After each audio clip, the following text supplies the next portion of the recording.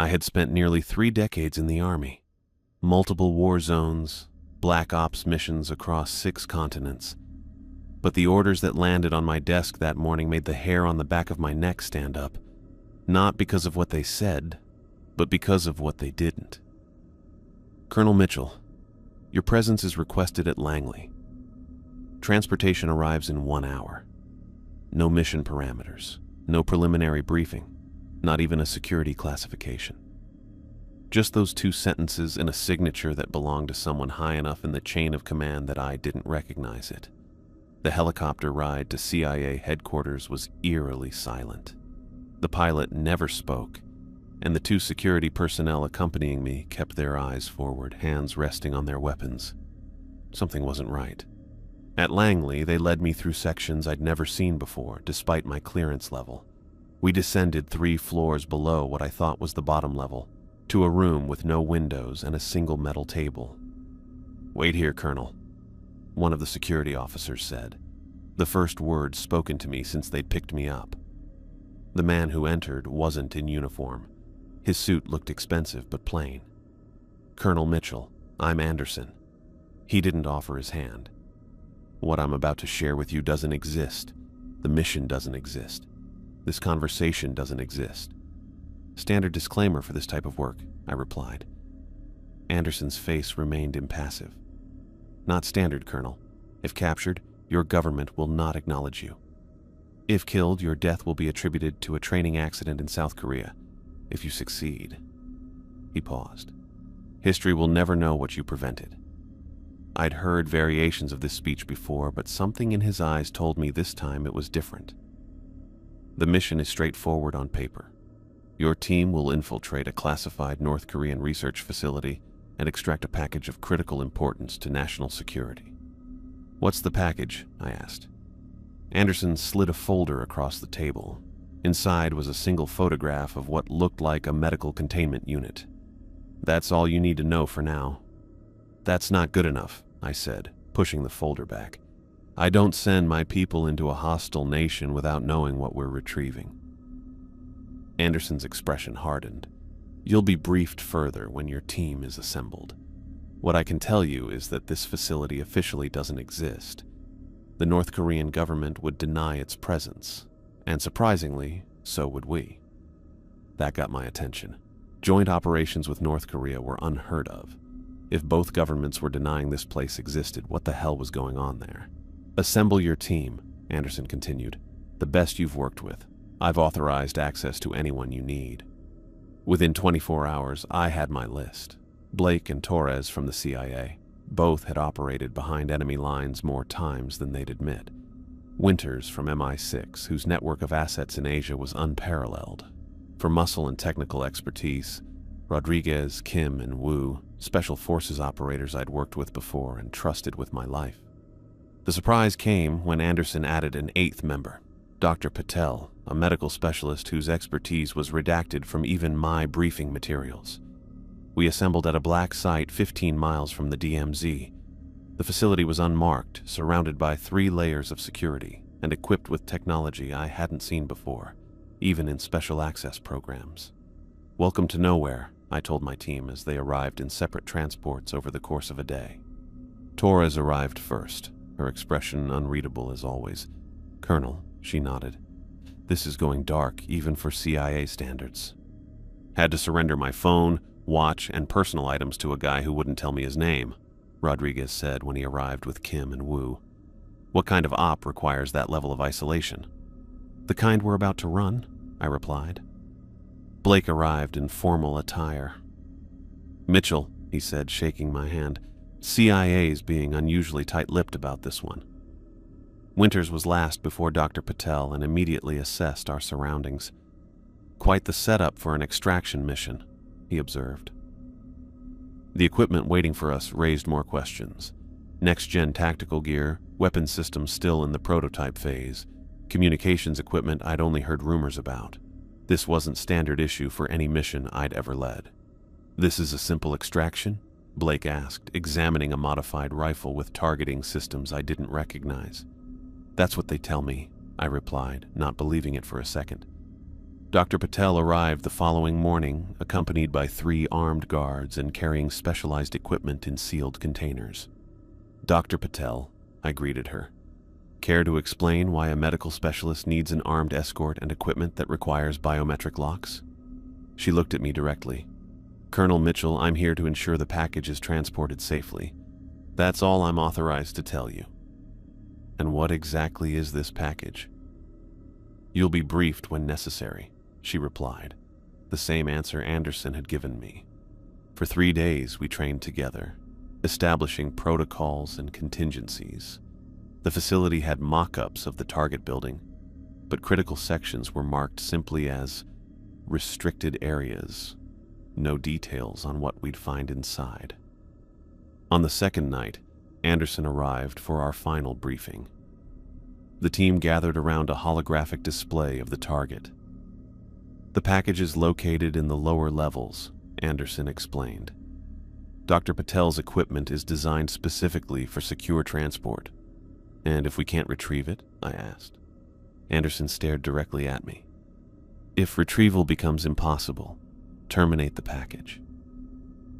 The room went silent. We're being asked to infiltrate a denied facility to extract something so important. It requires specialized containment. But we should destroy it if we can't retrieve it, Winters asked, voicing what we were all thinking. "Those are your orders," Anderson replied coldly. Later that night, I couldn't sleep. Something about this mission felt wrong in ways I couldn't articulate. I found myself walking the perimeter of our temporary base, trying to clear my head. That's when I spotted Torres alone in the command center, reviewing satellite imagery on a secured terminal. I entered quietly, but she sensed my presence. "Colonel," she acknowledged without turning around. "Little late for homework, Torres." On her screen were thermal images of the target facility. What caught my attention were unusual heat signatures throughout the building, patterns that didn't match human bodies or standard equipment. "What am I looking at?" I asked. Torres quickly switched screens. "Equipment malfunctions. The satellites picked up interference." That didn't look like interference. "It's nothing to be concerned about," she insisted, but wouldn't meet my eyes. "Torres, if there's something my team needs to know, there isn't." She shut down the terminal. "Get some rest, Colonel. We move out at 200. The night before our departure, I gathered everyone for a final review. Looking at their faces, Blake's confidence, Torres's intensity, Winters's calculated calm, Rodriguez's eagerness, Kim and Wu's focused attention, Dr. Patel's guarded expression. I wondered if any of them shared my misgivings. "We crossed the DMZ through the tunnel network at 0200, I explained. "From there, we move north through the forest to reach the target by dawn." "Any last-minute intelligence?" Winters asked. I thought about the strange thermal signatures Torres had been reviewing. "Nothing concrete. Stay alert and stick to the plan." As the meeting broke up, I pulled Blake aside. "Something about this mission isn't adding up." Blake studied me for a moment. "You're not the only one who thinks so, Mitchell, but we've got our orders. Orders to retrieve or destroy something neither of us can identify. Welcome to intelligence work," he replied with a grim smile. That night, as we made our final preparations, checking weapons, comms, night vision equipment, I felt the unease spreading through the team. No one said it out loud, but their tension was visible in every movement, every exchanged glance. We were walking into something far beyond a standard extraction mission. I'd led enough operations to recognize when critical information was being withheld, but orders were orders, and in a few hours we'd be crossing into one of the most hostile territories on Earth to retrieve a package that had both governments denying its existence. Whatever waited for us in that facility, I had a feeling none of us were prepared for it. Sleep never came that night. I spent the hours before our insertion checking and rechecking my gear, a ritual I'd developed over decades of missions when my instincts screamed warning. By 0100, the rest of the team had assembled in silence, faces grim under the dim lights of our staging area. "Everyone clear on the entry route?" I asked, receiving terse nods in response. The tunnel had been built during the Cold War, a narrow concrete tube barely wide enough for a single person to crawl through. Intelligence reports claimed it hadn't been used in 15 years. The thick layer of undisturbed dust suggested they were right. "Torres, take point," I whispered. She slipped into the darkness without hesitation, her night vision goggles casting an eerie green glow ahead of her. One by one, we followed, our movements slow and deliberate in the confined space. The tunnel stretched nearly 2 kilometers, and the air quality got worse the further we went. Rodriguez's breathing echoed too loudly behind me. I raised a hand, signaling for absolute silence as we approached the exit point. Above us, North Korean soil, and with it, the real beginning of our mission. The forest beyond the tunnel was dense with pine and oak trees. We activated our stealth gear, prototype tech that dampened heat signatures and masked movement patterns. I'd only seen it used in controlled demonstrations, never in the field. "Heat signature 300 meters east," Kim reported through our comms, his voice barely audible. We froze as one, hiding in the underbrush as a North Korean patrol passed within 50 meters of our position. 4 soldiers, standard border patrol configuration. None of them looked in our direction. "Clear," Kim whispered after they'd passed. For 3 hours, we pushed north through difficult terrain. Twice more we avoided patrols, once lying motionless for 20 minutes as soldiers passed close enough that I could smell the cigarettes on their breath. Dawn broke as we reached the foothills of the mountains surrounding our target. We established our observation post on a ridge overlooking the valley, providing perfect sight lines to the facility below. "That doesn't look like any North Korean installation I've ever seen," Blake said, adjusting his binoculars. He was right. The facility stood out against the primitive infrastructure we'd observed during our approach, a sleek concrete compound with modern security systems visible even from our position. 3 distinct checkpoints ringed the complex, each one equipped with guard towers and vehicle inspection points. "Winters, what's your assessment?" I asked. "Someone spent serious money on this place," he replied, scanning the perimeter with practiced precision. "Western design principles. Could easily be mistaken for an American black site." We settled in for our observation rotation. Hours passed with notebooks filling up, but our surveillance revealed something increasingly troubling. "Mitchell, you seeing this?" Blake asked around hour 6, passing me the high-powered optics. I focused on the main gate. It stood wide open, the guard booth empty. I moved my attention to the vehicle depot. Not a single person moving between buildings. "No guard rotations," I noted. "No personnel changes, no supply deliveries." "No movement whatsoever," Torres added. "It's been 12 hours. Rodriguez had been monitoring communications, his equipment scanning all known North Korean military and civilian frequencies. "Nothing," he reported, removing his headphones. "Complete radio silence from the facility, not even automated systems transmitting." As the sun began to set, I gathered the team. "This doesn't make sense," I said. "We need to reassess." "Could be a trap," Blake suggested. Kim shook his head. "A trap would show minimal activity to draw us in. This looks abandoned. Or something went very wrong," Wu added quietly. The team's consensus was clear in their eyes before anyone said it. We should abort. I made the call to Anderson, reporting our observations through the secure satellite link. "Proceed with the mission, Colonel," came his immediate response, his voice crisp through the static. "The package remains your priority." "Sir, the facility appears compromised. No visible personnel, main gates unsecured." "Those are your orders, Mitchell. Proceed to extraction." I looked at my team, their faces half hidden in the gathering darkness. None spoke, but their tension was palpable. "We move at dusk," I said after closing the communication. The approach to the outer perimeter took 40 minutes of careful movement down the mountainside. The first checkpoint stood ahead, illuminated only by a single flickering light. No guards manned the barriers. The security cameras hung limp on their mounts, powered down.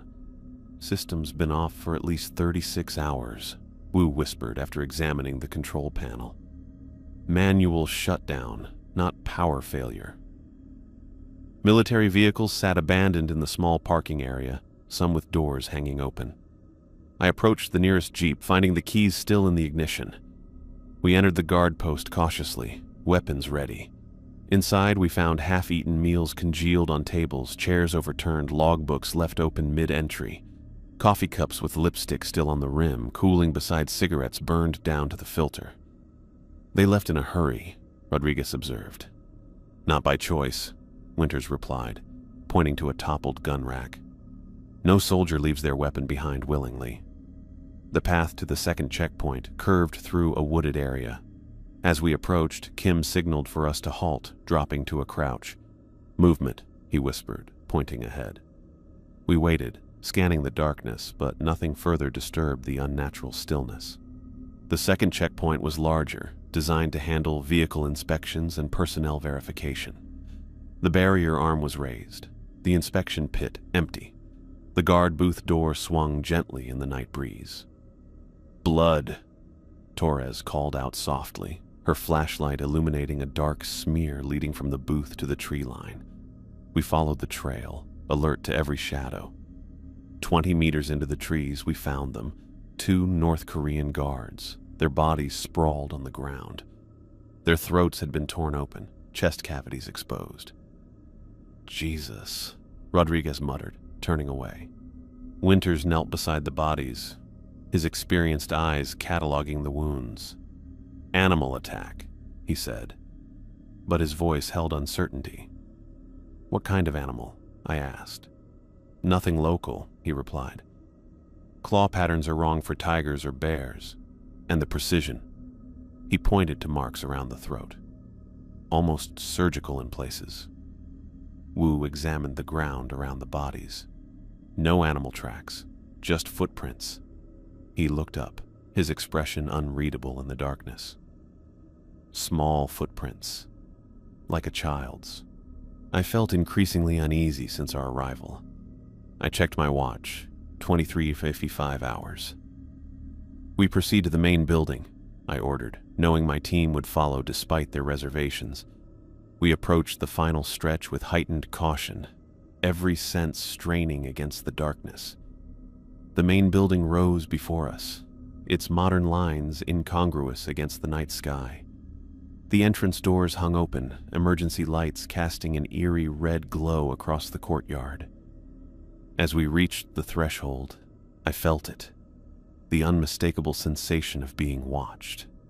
I looked up at the darkened windows above the entrance, seeing nothing but sensing someone was watching us. Mitchell, Blake questioned, noting my hesitation.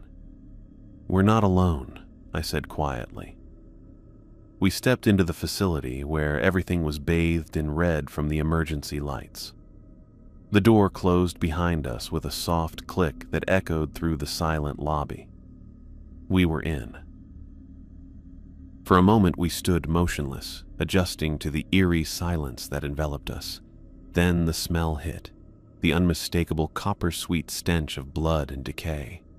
Secure the perimeter, I whispered, my voice barely audible even to myself. The team fanned out with practiced efficiency, weapons raised. Kim moved to check the security desk while Blake and Winters covered the main hallways branching from the lobby. Torres crouched by an overturned chair, examining something on the floor. Mitchell, she called softly. You need to see this. I crossed the lobby, my boots leaving wet impressions on the marble floor.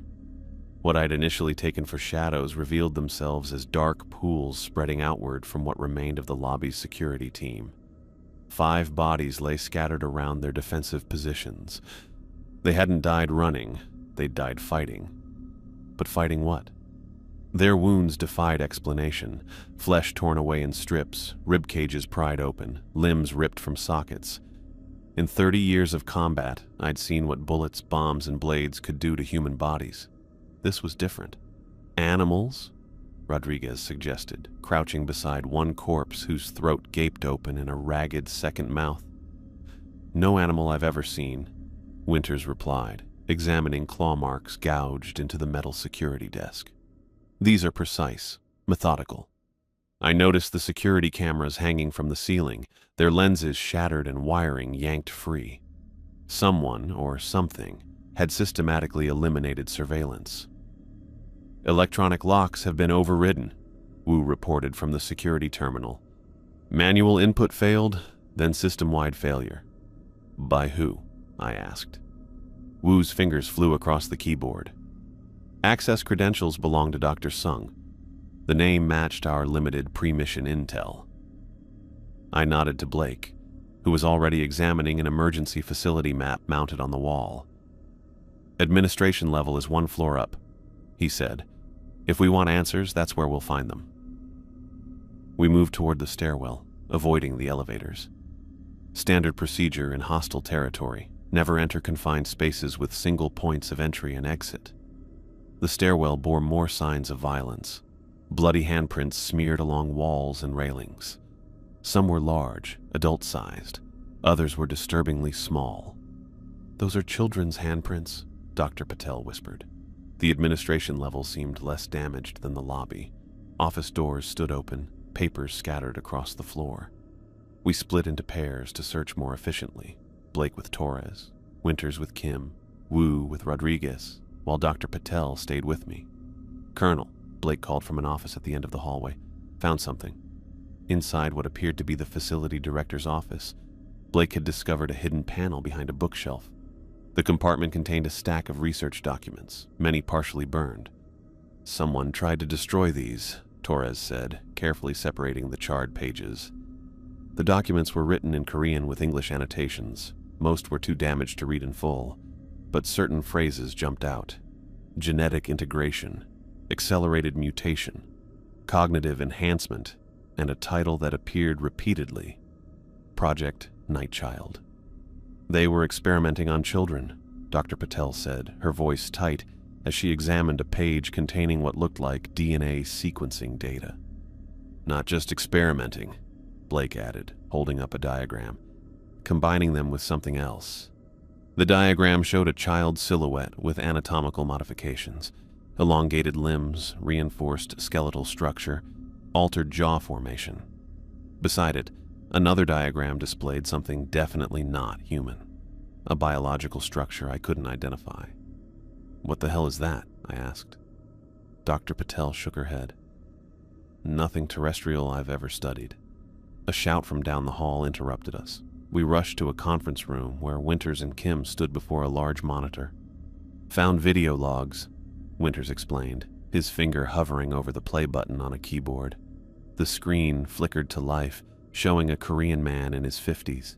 His lab coat bore the same symbol we'd seen on the documents, a stylized double helix encircled by a crescent.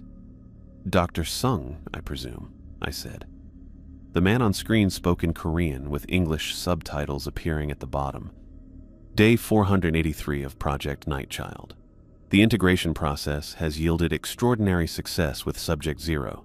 Her cognitive abilities have exceeded all projections. The physical mutations stabilized after the 3rd treatment cycle. The other subjects show progressive development but remain significantly behind Subject 0's benchmarks." Dr. Sung looked haggard, with dark circles under his eyes and a persistent tremor in his hands. Subject 0 continues to demonstrate unprecedented psychic sensitivity. She correctly identified objects in sealed containers 23 times in succession. More concerning, she has begun to influence the other subjects. They respond to her without verbal commands. Recommended increased sedation protocols for... The video abruptly cut to static, then resumed. Dr. Sung was now disheveled, a bloody scratch visible on his cheek. His voice was urgent, frightened. The sedation system malfunctioned at 0300 hours. Backup systems failed simultaneously. Subject 0 has breached containment and released subjects 3 through 17. Security personnel are...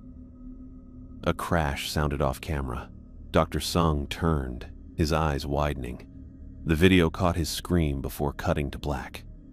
That was 3 days ago, according to the timestamp, Kim noted. My hand instinctively tightened around my weapon. "We need to move to the laboratory level," find out what exactly they were doing here. The laboratory level made the lobby carnage look tame. The central research area contained 4 examination tables, each with restraints sized for a child. 2 still held bodies, or what remained of them, not victims of the escape, but failed experiments. Their skin had hardened into a gray, chitinous surface in patches, limbs stretched to unnatural proportions, jaws extended and modified to accommodate too many teeth. Dr. Patel examined the bodies with clinical detachment, though I could see the tension in her shoulders. These children underwent extensive genetic modification, she said. The mutations appear designed for predatory function, enhanced strength, speed, sensory perception. Who would do this? Rodriguez whispered, turning away from the site. Wu had accessed a terminal near the back of the lab. Found the sedation system controls, he called.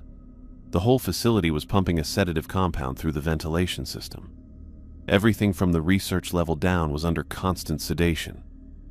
Until 3 days ago, Torres added, joining him at the terminal. The system didn't malfunction. It was manually overridden. By who? I asked. Access credentials belong to Dr. Sung again, but...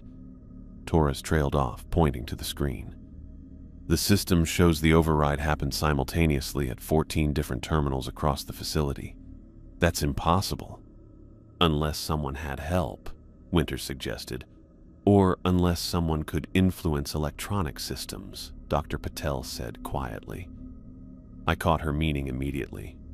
Subject 0, the psychic sensitivity Sung mentioned. Rodriguez had moved to another section of the lab where medication vials were stored in refrigerated cases. Most of these are empty, he reported. Labels indicate heavy sedatives and behavior suppressants, enough to keep an army unconscious. Or a group of enhanced children under control, Blake said. Dr. Patel had moved to examine an isolation chamber at the far end of the laboratory. The reinforced glass door had been shattered outward, and the interior was stained with dried blood. This is where the containment breach originated, she said, pointing to a handprint seared into the metal frame, a child's handprint. Subject 0 was kept separate from the others. Wu had managed to access the central database. "I've found her file," he announced. Subject 0, female, approximately 12 years old based on growth metrics. First test subject in Project Nightchild. Notes indicate she was the only subject to successfully integrate with the, he squinted at the screen, the specimen material without rejection. "What specimen material?" I demanded. Wu shook his head. "Details are in a classified section I can't access." "Does it say where she is now?" Blake asked. Wu's fingers flew across the keyboard. "Security logs show she led the other subjects to the restricted lower levels after the breakout. Sub-level 3. I checked the facility map. "We need to reach the central stairwell. Elevators are still too risky. Especially with the power situation," Winters added, gesturing toward the lights which had begun to flicker. We regrouped and moved toward the central stairwell. I took point with Rodriguez covering our rear.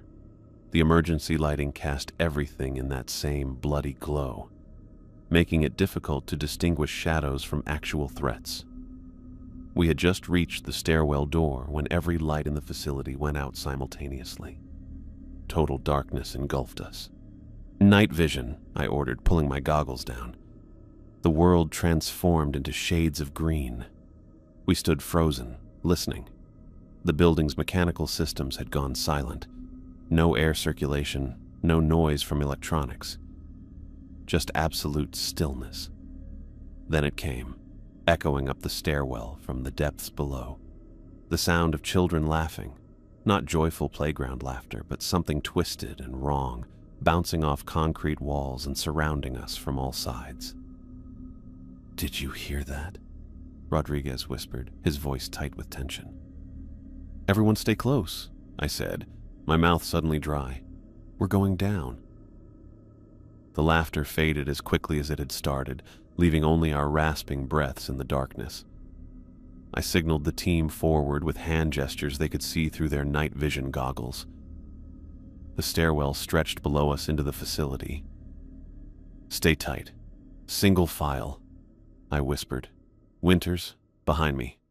Blake, take the rear." Our boots made too much noise on the concrete steps. Every sound echoed upward. The temperature dropped with each floor we descended, the air growing damp and metallic.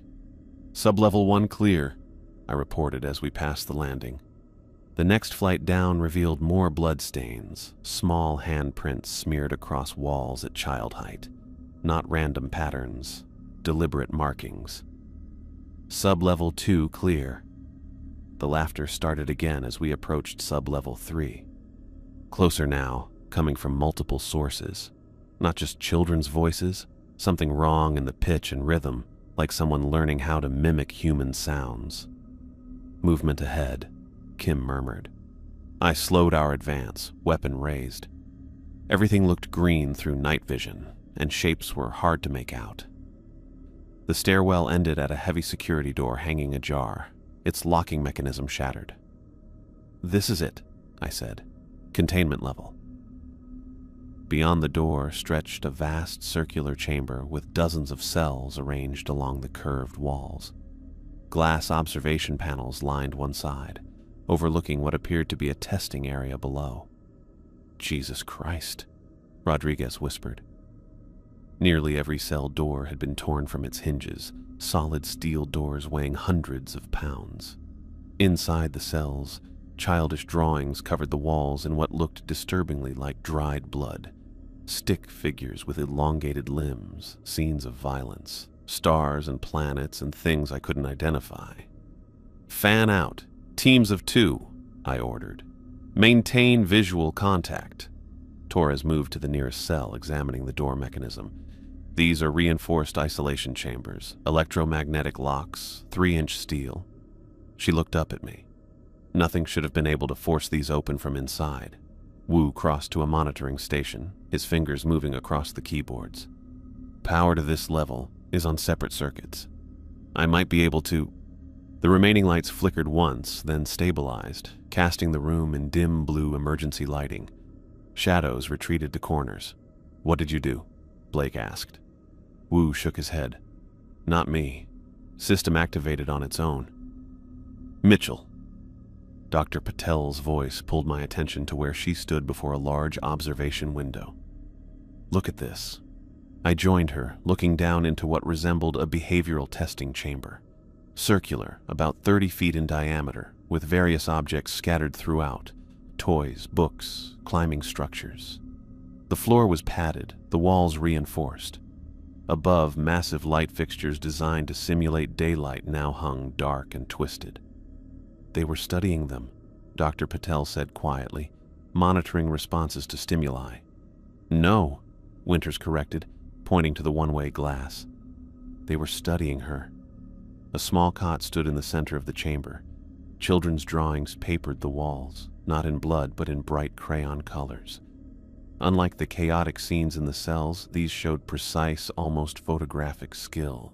Faces of scientists, detailed schematics of the facility, and what looked like star charts. "Subject 0, I murmured. A sound from behind us, metal scraping against metal. We spun, weapons raised.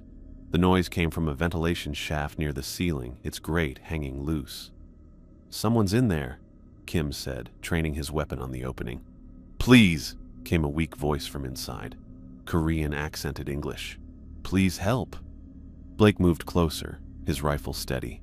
"Come out slowly." A thin man in a lab coat emerged partly from the duct, his face gaunt with terror. Blood stained his clothing and his glasses hung broken from one ear. "American?" he asked, looking hopeful. "You came..." "Dr. Sung?" I asked, recognizing him from the video logs. He nodded frantically. "Must leave, now. They're coming back. They always come back." "What happened here?" I demanded. "Where are the children?" "Not children," he moaned, trying to squeeze further out of the duct. "Not anymore. We changed them. His eyes suddenly widened, focusing on something behind us. Before anyone could react, his body jerked violently backward. disappearing into the ventilation shaft with a scream that cut off abruptly. Blood spattered from the opening, thick droplets hitting the floor. "Contact!" Rodriguez shouted, firing a burst into the duct. "Get in position," I ordered. "Back to back." We created a defensive circle, each covering a sector. The screaming continued through the ventilation system, growing more distant until it faded completely. Something moved through the facility's ductwork, dragging Sung's body with it. "What the hell was that?" Rodriguez whispered, his voice tight. "Movement," Kim warned. "All directions." Scratching noises surrounded us. Ceiling, walls, floor, the sounds of something climbing, crawling.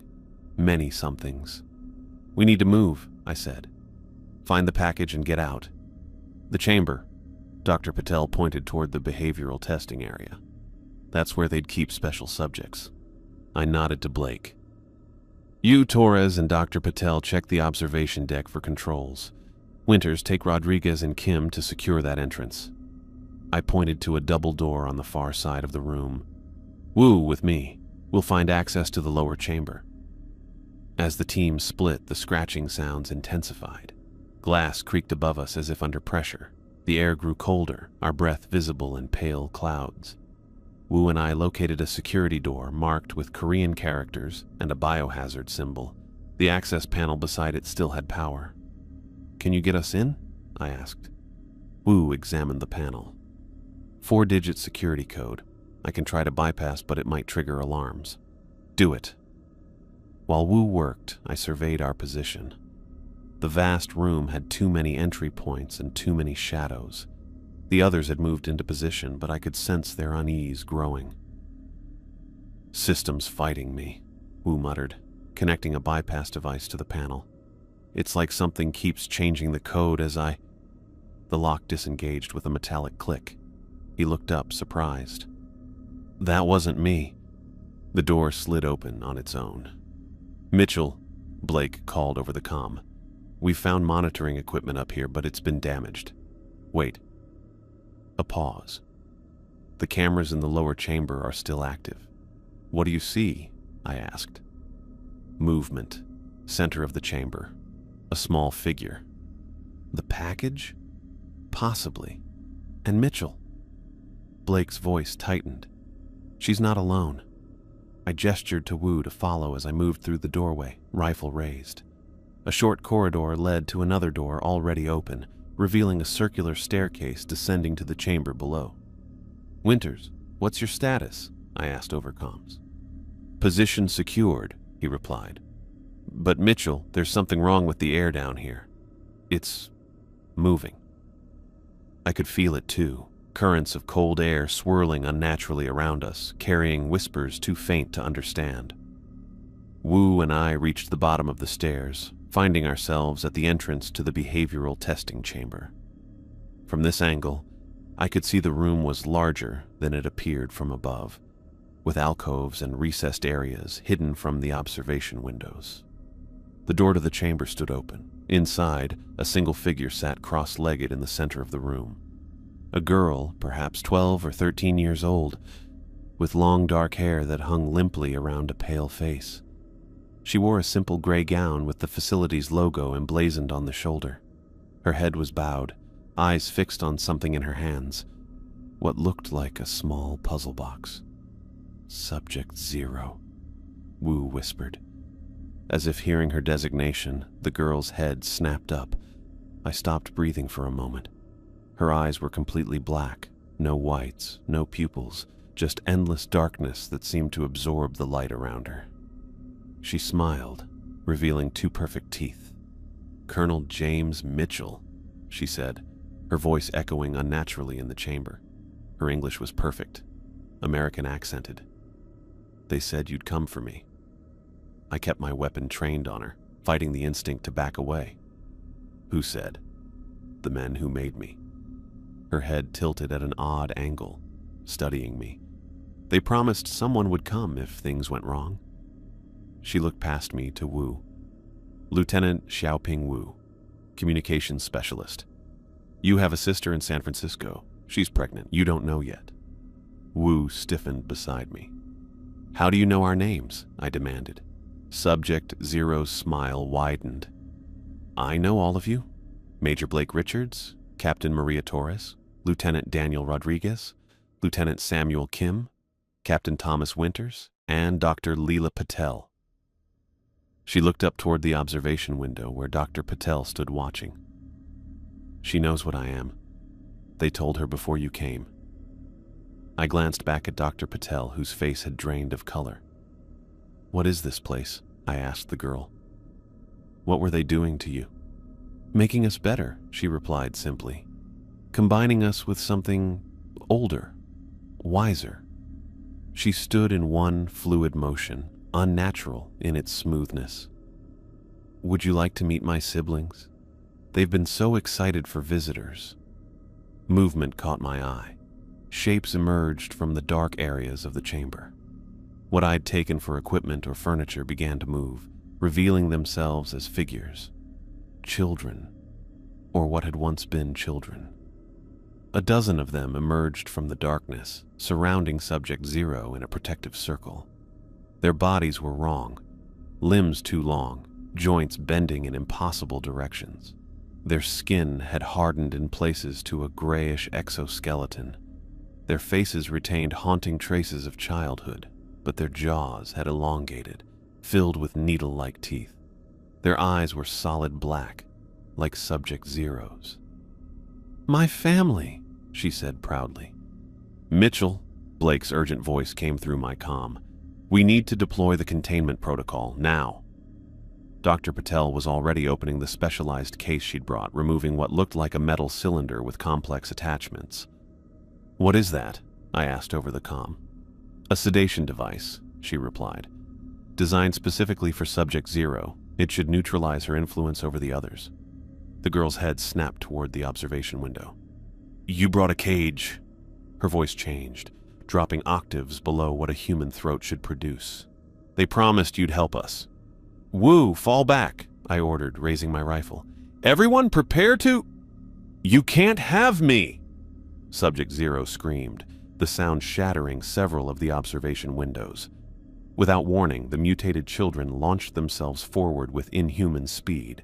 They moved incredibly fast, climbing walls and ceiling as easily as floor. Contact! Rodriguez shouted, opening fire at a creature lunging toward him. The rounds hit center mass, but the thing barely slowed, slamming into him with enough force to send both crashing through a cell door. Torres and Blake fired from the observation deck, trying to create a perimeter. 3 of the creatures scaled the walls toward them, moving so quickly they appeared to teleport between positions. Mitchell? Torres called, just before one of the things reached her.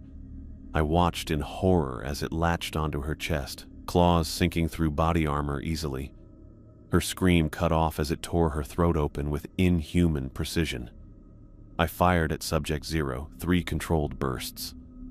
The rounds passed through her as if she weren't there, hitting the wall behind her harmlessly. She's projecting! Dr. Patel shouted. She's not physically... A creature dropped from the ceiling onto Wu beside me. He managed one shot before its elongated fingers punctured his torso, lifting him off the ground. Blood sprayed across my face as the creature tore into him with mechanical efficiency. Fall back! I ordered, firing continuously to cover our retreat. Kim, Winters, to the stairwell! Through my peripheral vision, I saw Rodriguez dragged screaming into a darkened cell, his rifle still firing wildly. Blood sprayed the ceiling in an arc. Dr. Patel had made it to the chamber floor with the containment device. She was activating it when Subject Zero appeared beside her. Not the projection in the center of the room, but the real girl moving with the same blinding speed as her siblings. No cages, Subject Zero whispered. Dr. Patel never had time to scream. The girl's hand moved in a blur, and suddenly Dr. Patel's head separated from her body, falling with a sickening thud as her torso remained upright for one impossible moment before collapsing. Retreat! I shouted, backing toward the exit. Blake had somehow made it down from the observation deck and was laying covering fire as Winters and Kim reached my position. Pressure doors! Kim yelled, pointing to emergency controls mounted beside the exit. We fought our way backward to the stairwell, firing continuously. The creatures moved erratically, climbing walls and ceiling, disappearing into shadows only to emerge elsewhere. 2 more lunged at Blake. He emptied his magazine into the first, finally stopping it, but the second landed on his back. I saw his eyes widen in shock before both disappeared into darkness. Go! I pushed Winters and Kim through the doorway ahead of me, then slapped the emergency controls. Reinforced pressure doors began closing from both sides of the corridor. I dove through the narrowing gap, landing hard on the stairwell floor as the doors sealed with a pneumatic hiss. Claws scraped against metal from the other side. We didn't stop running until we reached the upper landing, sealing every pressure door behind us. My lungs burned, muscles aching badly from the sprint up 3 flights of stairs. Kim slumped against the wall, blood seeping from a gash across his shoulder. Winters checked the seal on the final door, his hand steady despite everything we'd witnessed. The facility's speaker system crackled to life. Subject Zero's voice surrounded us, coming from every direction at once. "You can't leave," she said, her childlike tone now laced with something ancient and cold. "You're part of the family now." I looked at the 2 surviving members of my team. Just Winters and Kim remained from the 8 who'd entered. My mind struggled to process the loss, to understand what we'd just encountered. "We need to reach the surface," I said, forcing myself to focus on survival. Now. As we moved toward the upper levels, I couldn't shake the feeling that Subject Zero was watching us through the facility's cameras, tracking our escape with those bottomless black eyes. And I couldn't forget her words, that they had promised someone would come for her. Who exactly had sent us here? And what the hell had they expected us to bring back? The sound of Subject Zero's voice faded as we pushed up through the stairwell, but her words stayed in my mind. "You're part of the family now." The 3 of us, all that remained of my 8-person team, moved quickly, knowing death was close behind. "Upper level secure?" I gasped, reaching the landing. Winters nodded, his breathing controlled despite our sprint. "For now." Kim clutched his shoulder, blood seeping between his fingers. "They're in the ventilation system. I can hear them moving." I pressed my ear against the metal door leading to the main floor. Nothing. The whole facility had gone silent again. That same unnatural stillness that had greeted us when we first arrived. I gripped my rifle tighter, aware of how little ammunition remained. "We move fast. Stay tight. No stopping until we reach the exit," I said. Kim checked his wound, then readied his weapon. "Ready." I pushed the door open, sweeping my rifle across the darkened hallway beyond. Emergency lights bathed everything in red, making blood pools look black on the floor. We advanced in formation, me on point, Winters covering our rear, Kim between us scanning the ceiling ducts where chittering sounds had begun again. "Left at the junction," Winters whispered, consulting the facility map he'd memorized. "Through the research wing, then straight to the main entrance." The hallway stretched before us, bodies of facility staff scattered where they'd fallen. Some wore lab coats, others security uniforms. All had the same horrible wounds, flesh torn away precisely, rib cages opened like dissection specimens. A scraping noise echoed from somewhere ahead. We froze in unison, weapons raised. "Air duct, 2 o'clock, Kim murmured. The ventilation grate exploded outward as one of the creatures lunged through the opening. In the red light, its pale skin glistened wetly.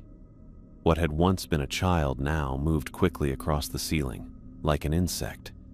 Kim fired first, 3-round burst catching it mid-leap. The creature crashed to the floor, black fluid spraying from its wounds. It writhed, making a high-pitched keening sound. "Move!" I ordered. We ran past it, the creature still thrashing as we rounded the corner into the research wing. A long corridor stretched ahead, glass-walled laboratories on either side. Some contained equipment I recognized, centrifuges, gene sequencers, standard medical tech. Others housed strange machinery I'd never seen before with designs that seemed wrong. Something moved nearby, shadows breaking away from walls, appearing as more of the child things emerged from doorways and air vents. "They're coordinating," Winters said, firing at two creatures approaching from behind. "Hurting us." He was right. They weren't just attacking randomly. They were maneuvering us towards something, or someone. We reached an intersection where the hallway split three ways. Movement flashed from every direction, pale limbs and black eyes closing in. "This way!" I shouted, choosing the rightmost passage that should lead toward the administrative wing. The creatures surged forward suddenly, cutting off our chosen route. We pivoted left instead, firing as we retreated. "Kim, flashbang!" I called. Kim reached for his belt, unclipping a stun grenade. He pulled the pin and tossed it behind us. We turned away, the bang and flash momentarily disorienting our pursuers. We sprinted forward, the corridor narrowing as we entered a maintenance section. Pipes ran along the ceiling, steam hissing from joints. The lighting was worse here. "Mitchell, I think we're going the wrong—" Kim's words cut off as something crashed through a ceiling panel above him. One of the larger creatures dropped directly onto Kim's back, its weight driving him to the ground. He screamed as its claws punctured his tactical vest. "Kim!" I spun, firing at the thing on top of him. Two more creatures scrambled through the ceiling opening. Winters engaged them, his rifle on full auto. I grabbed Kim's collar, trying to pull him away from his attacker, but the creature's strength was inhuman. It clung to him, fingers digging deeper. More of them appeared at the end of the corridor, blocking our escape route. "Mitchell, go!" Kim shouted, blood bubbling from his lips. He drew his sidearm, pressing it against the creature's head. "I'll hold them back!" "We're not leaving you." I fired another burst, hitting the creature but not slowing it. Kim's eyes met mine with grim determination. "Too many. Complete the mission." He looked past me. "Winters, get him out." Before I could protest, Winters grabbed my shoulder, pulling me backward. "He's right. We can't save him." The creatures at the end of the hall charged forward. Kim twisted, firing his pistol at them while still pinned beneath the first attacker. "Go!" he screamed. Winters dragged me into a side passage as Kim triggered his remaining flashbang, the explosion momentarily blinding us, even as we turned away. The last thing I saw was Kim surrounded by pale shapes, his face set with determination as he emptied his pistol into their midst. His screams followed us down the corridor until they suddenly stopped.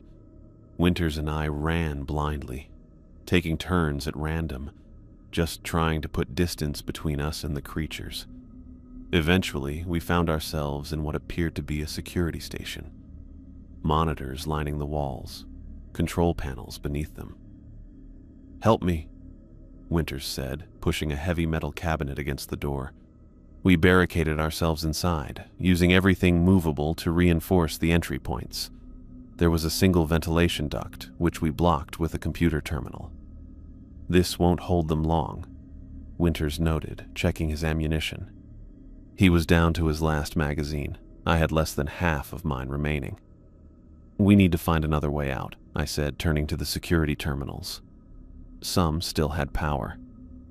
Winters moved to the windows overlooking the hallway, keeping watch while I accessed the computer system. Most files were encrypted, but the emergency protocols were accessible. A facility map appeared on screen. "There's a service tunnel," I said, pointing to a route. "Leads to the vehicle depot.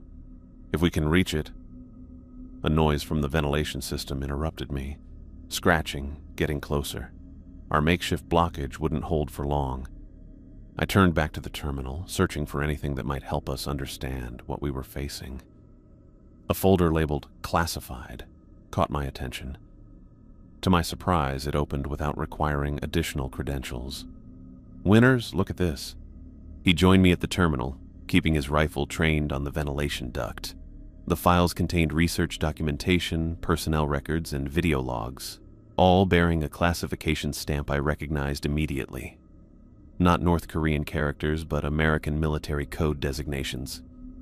"This is one of ours," Winters said, his tone revealing his shock. I opened a document titled Project Overview. The text confirmed our worst fears. Project Nightchild hadn't originated in North Korea. It was an American black operation using North Korean facilities as a front, a shadow program run by a splinter group within our own military. They were experimenting on children, I said, scrolling through horrible documentation of genetic manipulation procedures, using North Korean orphans as test subjects. Winters' face hardened. Why children? I found the answer in the next file. Subject malleability assessment. Their neural pathways were still forming, I read aloud, made them more susceptible to integration with the specimen material. What specimen material? I opened another file containing images that shocked me. A meteorite, charred black on the outside but with a strange, iridescent core. The file detailed how it had been recovered from an impact site in Siberia 3 years earlier, containing biological material of unknown origin. They found something in that rock, I said, something alive. The next documents detailed the integration process, how they had extracted genetic material from the meteorite and combined it with human DNA. Most subjects had failed catastrophically, their bodies rejecting the foreign material in gruesome ways. But Subject 0 had been different. Her integration was perfect, I read. Complete cellular absorption without rejection. Subject demonstrates unprecedented cognitive development and apparent extrasensory capabilities. Winters leaned closer to the screen. Telepathic abilities? And more, I continued reading. The report says she developed the ability to influence electrical systems through some kind of bioelectromagnetic field, and she could control the other subjects telepathically. The reality of what we'd encountered hit us both. Subject 0 hadn't just been the first successful experiment. She'd been controlling everything from the beginning. She caused the containment breach, Winters said. She shut down the sedation systems. I nodded, remembering Torres's finding that the override happened at 14 different terminals simultaneously. She wanted out. A loud bang against the door interrupted us. The barricade shuddered. They found us, Winters said, moving away from the terminal. I downloaded whatever files I could onto a portable drive I found in the desk, then joined him in reinforcing our position. The banging continued, growing more coordinated with each impact. We need to move, I said. The service tunnel is our best shot. Winters pointed to a maintenance access panel in the corner of the room. That should connect to the same level. The ventilation duct cover suddenly bulged inward as something pushed against it from the other side. The computer terminal we'd used to block it began to slide. I forced the access panel open, revealing a narrow maintenance tunnel beyond. You first. I'll cover. Winters was halfway through the opening when the ventilation cover exploded inward. One of the creatures squeezed through the narrow opening with impossible flexibility, its black eyes finding us immediately. I fired a burst, hitting its center mass. It shrieked but kept coming. Behind it, more shapes pushed into the room. Mitchell, Winters yelled, reaching back through the opening to grab my tactical vest. He pulled as I fired my last rounds at the advancing creatures. I scrambled through the maintenance access, Winters helping drag me through. The creatures lunged after us, elongated arms reaching through the opening. Winters slammed the panel shut, but clawed fingers prevented it from closing fully. We backed away as the panel bulged outward, the metal bending as if made of thin plastic. "Run!" I shouted. We sprinted through the maintenance tunnel, pipes and conduits running along the walls. The tunnel was narrow, barely wide enough for one person. I took the lead, Winters close behind. Behind us, the screeching of tearing metal echoed through the tunnel. They were through. The tunnel ended at another access panel. I kicked it open, emerging into what looked like a vehicle maintenance bay. Parked trucks and jeeps sat in neat rows, untouched since the facility staff had abandoned them. The exit should be through there, Winters said, pointing to a large rolling door on the far side of the bay. We moved toward it, weaving between vehicles. The bay was eerily silent, our footsteps echoing off concrete walls. A scratching sound came from above. We looked up to see ventilation ducts running along the ceiling, too many access points to monitor. "Almost there," I said, the exit now just 20 meters away. The ceiling duct directly above Winters suddenly tore open. Before either of us could react, pale arms shot downward, wrapping around his upper body. He cried out as the creature began pulling him upward with impossible strength. I grabbed his legs, trying to anchor him to the ground. "Hold on!" Winters struggled against the creature's grip, his lower body still dangling from the duct opening. Blood ran down his arms where claws had pierced his flesh. "I can't break free," he gasped. "It's too strong." I fired my sidearm at the creature, but the angle made it impossible to get a clean shot without hitting Winters. More scratching sounds came from other ducks nearby. We were out of time. Winters looked down at me, his expression changing from struggle to resolve. "Mitchell," he said, his voice suddenly calm, "you need to complete the mission." His hand moved to his tactical vest, where his remaining grenades were secured. "No!" I realized what he was planning. "We'll find another way. Tell them what happened here," he said. "All of it." With his free hand, he pulled a grenade from his vest. "Let go, Colonel."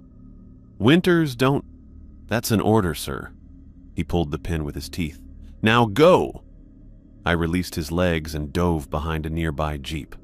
Winters disappeared into the duct, the grenade still clutched in his hand. 3 seconds later, the explosion tore through the ceiling, bringing down chunks of concrete and twisted metal. The entire section of the bay collapsed inward. The blast left my ears ringing. Dust and debris filled the air, but the collapse had created a barricade between me and whatever remained in the facility. It wouldn't hold them forever, but it might buy me enough time. I forced myself to my feet and ran to the exit door. The manual override allowed me to raise it just enough to roll under. Outside, the night air felt refreshing after being inside the facility. I was alone now. My entire team was gone.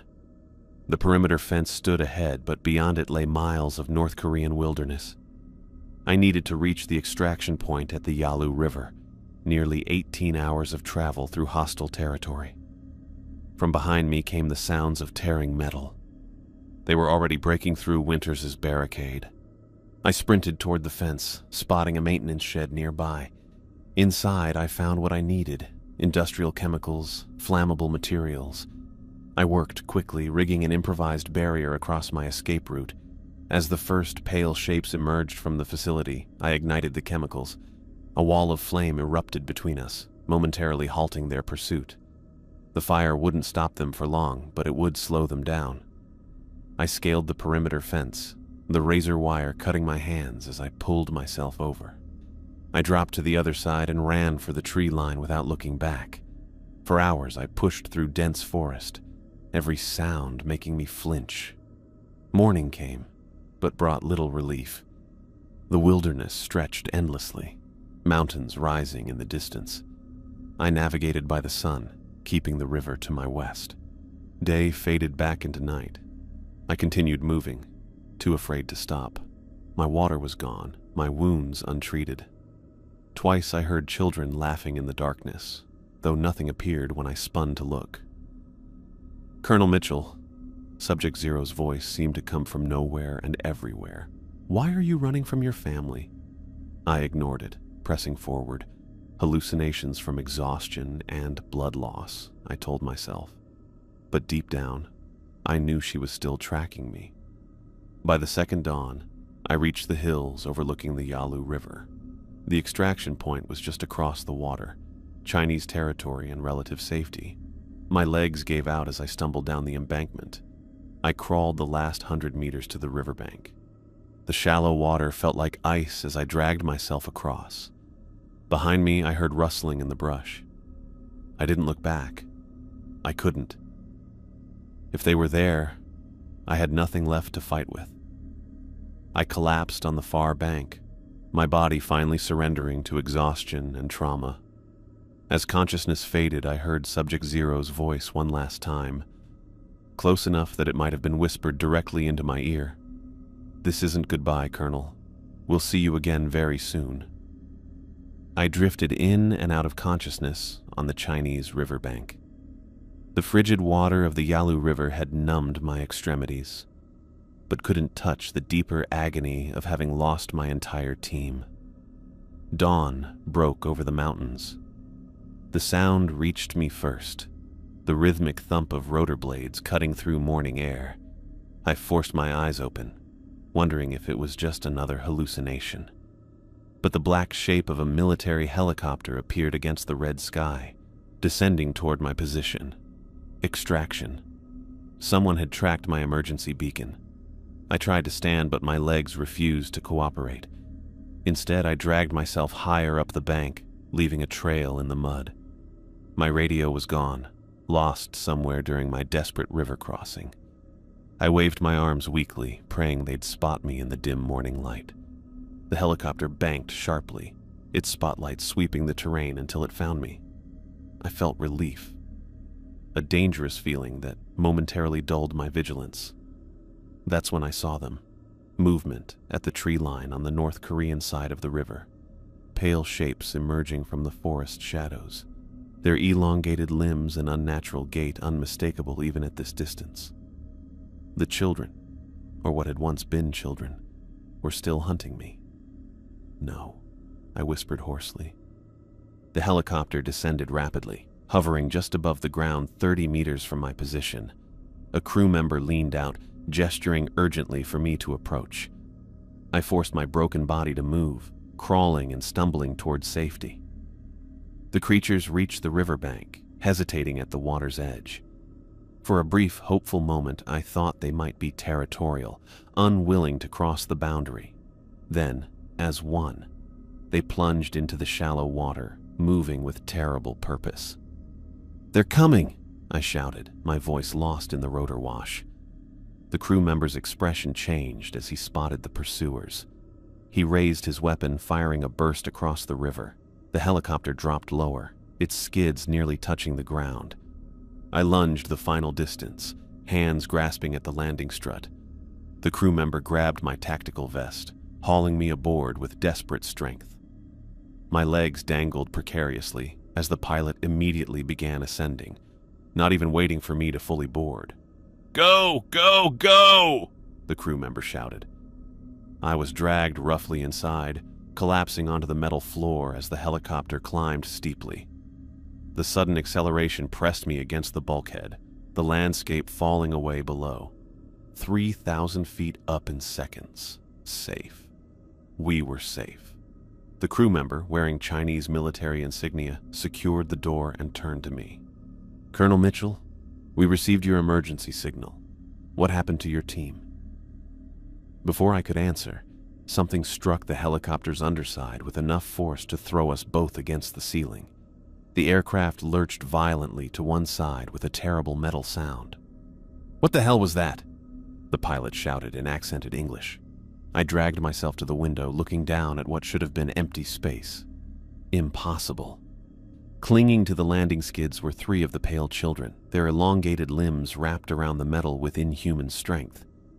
Their black eyes stared upward, directly at me. One was climbing higher, fingers piercing the metal skin of the helicopter as it created its own handholds. "They followed us up," I said, my mind struggling to process what I was seeing. "They're on the skids." The crew member looked at me like I'd lost my mind until the helicopter lurched again. He peered out his own window, his face draining of color. "Tianhe," he whispered. I pulled my sidearm, the only weapon I had left. 6 rounds remaining. The helicopter began evasive maneuvers, banking hard and rolling, trying to shake off the creatures. One of them lost its grip, plummeting away into the clouds below. But the others held fast, and one had reached the door, its pale fingers working at the seam. "Keep that door secured," I shouted, aiming at the window where a distorted face now pressed against the plexiglass. Black eyes, too many teeth. I fired twice, the bullets shattering the window and punching through the creature's skull. Black fluid sprayed across the broken glass. The thing fell away, but the damage was done. Cabin pressure changed instantly, wind howling through the opening. The pilot fought for control as warning alarms blared throughout the cockpit. Something was wrong with the tail rotor. The distinctive whopping sound had changed to a metallic grinding. "We're losing the tail," the pilot shouted. "One of those things damaged it." The last creature had climbed onto the tail boom, its claws tearing at vital components. I leaned out the shattered window, firing my remaining rounds. The distance and the helicopter's movement made accuracy impossible. I hit it once, maybe twice, but not enough to dislodge it. The grinding sound became a high-pitched noise of metal under stress. The helicopter began to spin, slowly at first, then with increasing speed. Centrifugal force pinned me against the cabin wall. "Mayday, mayday!" the pilot called into his radio. "We are going down in Sector 5. Coordinates..." The rest was lost as we entered a flat spin, the mountainous terrain below rotating sickeningly through the windows. The crew member was shouting something, but I couldn't hear him over the loud mechanical noises of the failing aircraft. As we spun, I caught glimpses of the landscape rushing up to meet us. Jagged mountain peaks along the Chinese border, a disorienting mix of rock and sky. Then I saw her. For just a moment, Subject Zero's face appeared at the shattered window, hanging impossible in the open air. Her black eyes reflected nothing. Her lips moved, forming words I couldn't hear over the chaos, but I could read them clearly. "We aren't finished yet." The helicopter slammed into the mountainside. Metal tore and glass shattered. Everything became impact and pain before I passed out. Oh, I regained consciousness to the steady beep of medical equipment. White ceiling, antiseptic smell, the distant murmur of voices speaking Korean. Military hospital. Seoul, I guessed, from the skyline visible through the window.